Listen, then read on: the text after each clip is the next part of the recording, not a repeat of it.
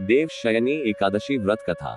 धर्मराज युधिष्ठिर ने कहा, हे केशव, आषाढ़ शुक्ल एकादशी का क्या नाम है?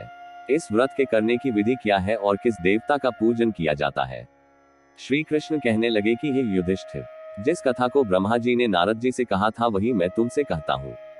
एक बार देव ऋषि नारद जी ने ब्रह्मा जी से इस एकादशी के विषय में जानने की उत्सुकता प्रकट की। तब ब्रह्मा जी ने उन्हें बताया, सतयुग में मांधाता नामक एक चक्रवर्ती सम्राट राज्य करते थे। उनके राज्य में प्रजा बहुत सुखी थी, किंतु भविष्य में क्या हो जाए यह कोई नहीं जानता। अतः वे भी इस बात से अनभिज्ञ थे कि उनके राज्य में शीघ्र ही भयंकर अकाल पड़ने वाला है। उनके राज्य में पूरे 3 वर्ष तक वर्षा न होने के कारण भयंकर अकाल पड़ा। इस अकाल से चारों ओर त्राही त्राही मच गई। धर्म पक्ष के यज्ञ, हवन, पिंडदान, कथा, व्रत आदि में कमी हो गई। जब मुसीबत पड़ी हो तो धार्मिक कार्यों में प्राणी की रुचि कहाँ रह जाती है। प्रजा ने राजा के पास जाकर अपनी वेदना की दुहाई दी। राजा तो इस स्थिति को लेकर पहले से ही दुखी थे। वे सोचने लगे कि आखिर मैंने ऐसा कौन सा पाप कर्म किया है जिसका दंड मुझे इस रूप में मिल रहा है। फिर इस कष्ट से मुक्ति पाने का कोई साधन करने के उद्देश्य से राजा सेना को लेकर जंगल की ओर चल दिए। वहां विचरण करते करते एक दिन वे ब्रह्मा जी के पुत्र अंगिरा ऋषि के आश्रम में पहुंचे और उन्हें साष्टांग प्रणाम किया। ऋषिवर ने आशीर्वचनों परांत कुशल क्षेम पूछा।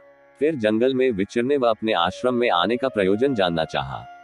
तब राजा ने हाथ जोड़कर कहा, सभी प्रकार से धर्म का पालन करता हुआ भी मैं अपने राज्य में दुर्भिक्ष का दृश्य देख रहा हूँ। आखिर किस कारण से ऐसा हो रहा है, कृपया इसका समाधान करें। यह सुनकर महर्षि अंगिरा ने कहा, हे राजन, सब युगों से उत्तम यह सतयुग है। इसमें छोटे से पाप का भी बड़ा भयंकर दंड मिलता है। इसमें धर्म अपने चारों चरणों में व्याप्त रहता है। ब्राह्मण के अतिरिक्त किसी अन्य जाति को तप करने का अधिकार नहीं है, जबकि आपके राज्य में एक शूद्र तपस्या कर रहा है। यही कारण है कि आपके राज्य में वर्षा नहीं हो रही है। जब तक वह काल को प्राप्त नहीं होगा तब तक यह दुर्भिक्ष शांत नहीं होगा। दुर्भिक्ष की शांति उसे मारने से ही संभव है, किंतु राजा का हृदय एक निरपराध शूद्र तपस्वी का शमन करने को तैयार नहीं हुआ। उन्होंने कहा, हे देव, मैं उस निरपराध को मार दूं, यह बात मेरा मन स्वीकार नहीं कर रहा है। कृपा करके आप कोई और उपाय बताएं।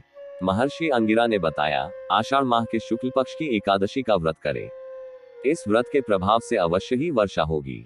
राजा अपने राज्य की राजधानी लौट आए और चारों वर्णों सहित पद्मा एकादशी का विधिपूर्वक व्रत किया। व्रत के प्रभाव से उनके राज्य में मूसलधार वर्षा हुई और पूरा राज्य धन धान्य से परिपूर्ण हो गया।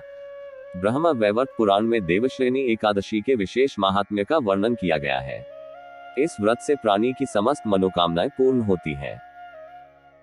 अगर कहानी अच्छी लगी हो तो लाइक और शेयर करें और ऐसी ही रोचक कहानियों का रसपान करने के लिए हरि कथामृत चैनल को सब्सक्राइब करना न भूलें और हमसे जुड़े रहें।